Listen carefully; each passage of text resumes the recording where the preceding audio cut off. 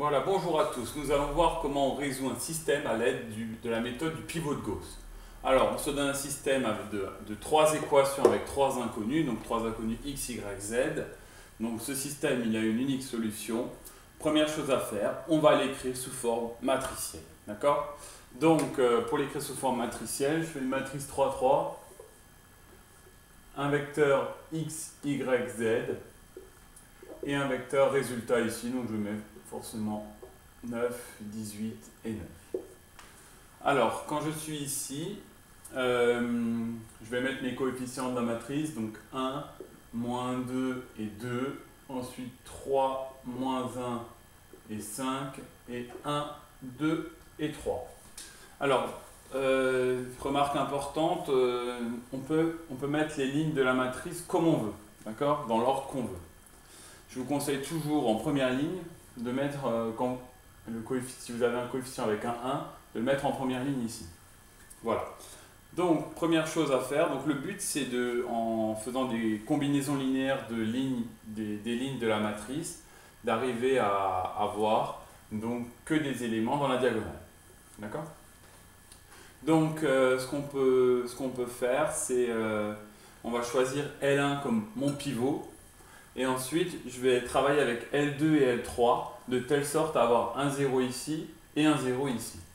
Alors, pour L2, pour avoir un 0 ici, ce qu'on va faire, ce qu'on peut faire en tout cas, c'est comme j'ai 3 et 1 ici, donc je fais L2 moins 3 fois L1.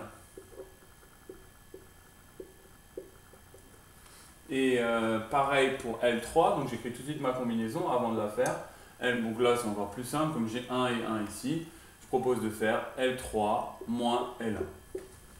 Du coup, j'obtiens ma nouvelle matrice, qui est la suivante.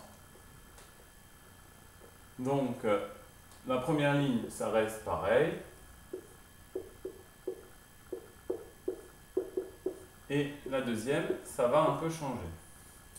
Alors, si je fais ici L2 moins 3 fois L3, donc forcément ça va être 3 moins 3 fois 1, donc 0. Évidemment, il va y avoir 0 ici, parce que c'était le but de la combinaison qu'on a fait ici. Ici, donc ça fait moins 1, moins 3 fois moins 2, donc ça fait 5, d'accord?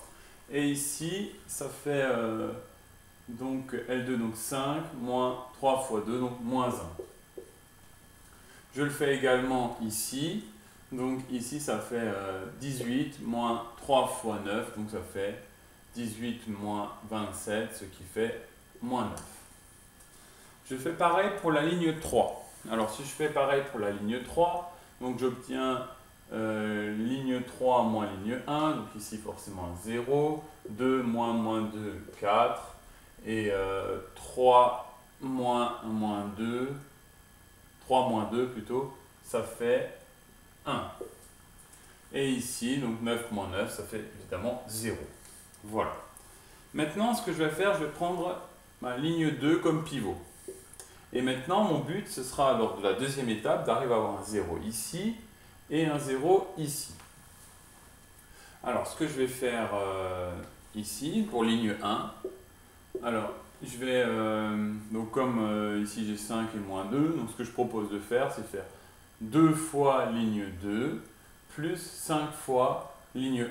D'accord? Donc 2 fois ligne 2 plus 5 fois ligne 1.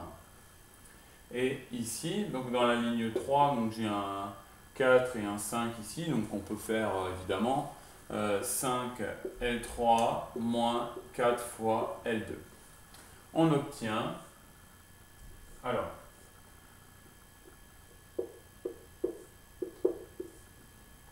donc la deuxième ligne, ça reste pareil, je la recopie d'abord, comme ça je suis sûr de ne pas me tromper. Voilà.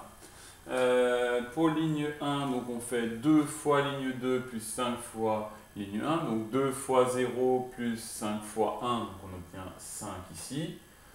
Ici, donc 2 fois 5 plus 5 fois moins 2, 0. Et ici, donc 2 fois moins 2, 2 fois moins 1 plutôt, donc moins 2 plus 5 fois 2, ça fait 8. Voilà. On fait pareil pour la ligne 3.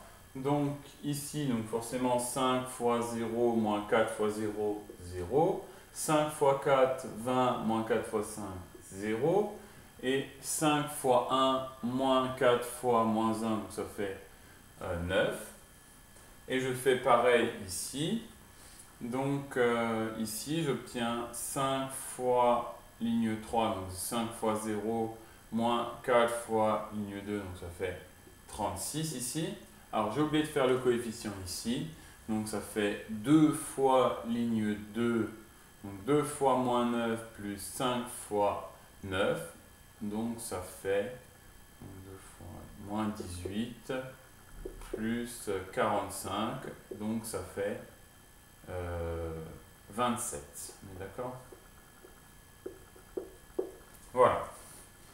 Maintenant, une fois que j'ai fait ça, maintenant je vais prendre L3 comme pivot, d'accord? Donc L3 va rester L3 et on va faire de telle sorte à ce que j'obtienne un 0 ici et un 0 ici. Alors ici c'est assez facile. Pour L2, je vais prendre donc ligne 3 plus 9 fois ligne 2. D'accord?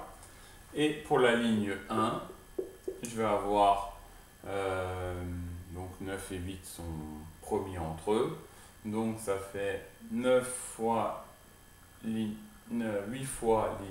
3 moins 9 fois ligne 1. Du coup, j'obtiens, alors évidemment, L3 ne change pas.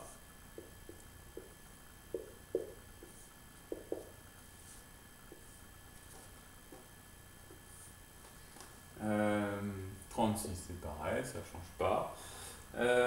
Ici, donc les coefficients ici, là ça va forcément pas changer. Donc 0 plus 9 fois 0, ça fait évidemment 0. 0 plus 9 fois 5, 45 ici. Et ici, ça fait forcément 0. Donc 9 moins 9, 0. Ici, alors pour cet élément, donc ça fait ligne 3, 36, moins, non, pardon, plus 9 fois moins 9. Donc 36 moins 81.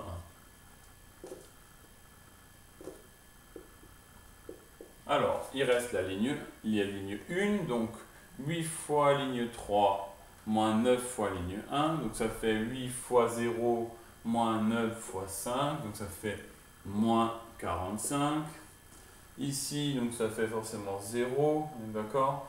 8 fois 0 moins 9 fois 0, 0. Et ici également, donc 8 fois 9 moins 9 fois 8, 0. Et pour l'élément ici, donc 8 fois ligne 3, donc 8 fois 36 moins 9 fois 27, ce qui donne 40, ce qui donne pour la ligne d'après, donc moins 45, 0, 0, 0, 45, 0, 0, 0, 9. Ensuite, X, Y et Z. Et ici, donc ça, si on fait le calcul, on trouve 45, d'accord?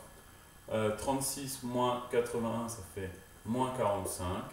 Et ici, on obtient 36.